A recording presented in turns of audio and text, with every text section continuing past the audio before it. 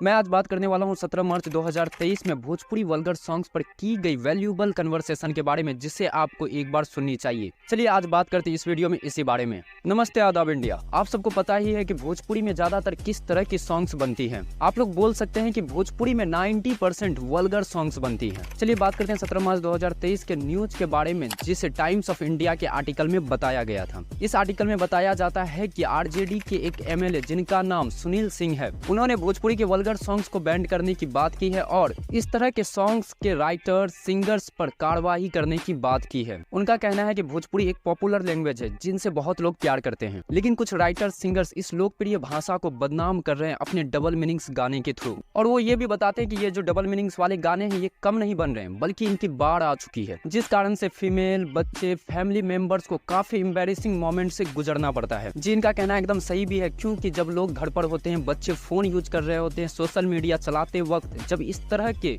Song सामने आ जाती है तो फैमिली मेंबर्स को काफी शर्मिंदगी का सामना करना पड़ता है। और कुछ ऐसे भी लोग होते हैं जो वेडिंग पार्टी जैसे फंक्शन में इस तरह के डबल मीनिंग्स गाने को डीजे पर बजा देते हैं। और इस तरह के जो लोग होते हैं उन्होंने पहले ही अपना दिमाग खराब करवा रखा है, अब इन्होंने ये भी ठेका ले रखा है कि डीजे पर बजा के दूसरों का भी दिमाग खराब करना है। जब डीजे पर इस तरह के गाने बजते हैं तो उस टाइम और भी एम्बैरेसिंग मोमेंट बन जाता है। हम लोग इस तरह की प्रॉब्लम से रिलेट कर ही सकते हैं, क्योंकि बहुत बारी हम लोगों के साथ ऐसी इवेंट हो चुकी है। ये आर्टिकल सिर्फ यहीं पे खत्म नहीं होती है, उन्होंने ये भी कहा है कि इस तरह के डबल मीनिंग्स वाले गाने लॉ एंड ऑर्डर के प्रॉब्लम्स को पैदा कर रही है और वायलेंस को भी भड़का रहे हैं, इसलिए इस तरह की सॉन्ग्स पर लगाम लगनी चाहिए। इस एलिगेट पर रिप्लाई देते हुए होम मिनिस्टर विजेंद्र प्रसाद यादव ने कहा है कि स्टेट गवर्नमेंट इस तरह के गाने बनाने वाले के खिलाफ कार्रवाई शुरू कर दी है। और होम मिनिस्टर ने यह भी कहा है कि सिवान और बक्सर के 2 लोगों को अरेस्ट किया गया है और गवर्नमेंट ने ऐसे कंप्लेंट्स मिलने के बाद सभी डीएम, सीनियर एसपी को निर्देश दिया है कि इस तरह के सॉन्ग्स मेकर पर एक्शन लिया जाए। मैंने जो आपको ये बातें बताई ये कोई फेक या हवाबाजी नहीं है, बल्कि टाइम्स ऑफ इंडिया के रिपोर्ट के अकॉर्डिंग ही ये सारी बात बताई है, जो इंडियन न्यूज रिपोर्टिंग प्रोड्यूसिंग पर टॉप पर हैं। और जो इस आर्टिकल में भोजपुरी वल्गर सॉन्ग्स पर एलिगेट कर रहे हैं वो कोई आम आदमी नहीं है, बल्कि आरजेडी के एक एमएलए हैं, जिन्होंने एकदम सही बात कही और फैक्ट पर बात करी है। क्या आपको नहीं लगता कि भोजपुरी की जितनी भी वल्गर सॉन्ग्स में डबल मीनिंग्स वाली वर्ड को यूज की जाती है ये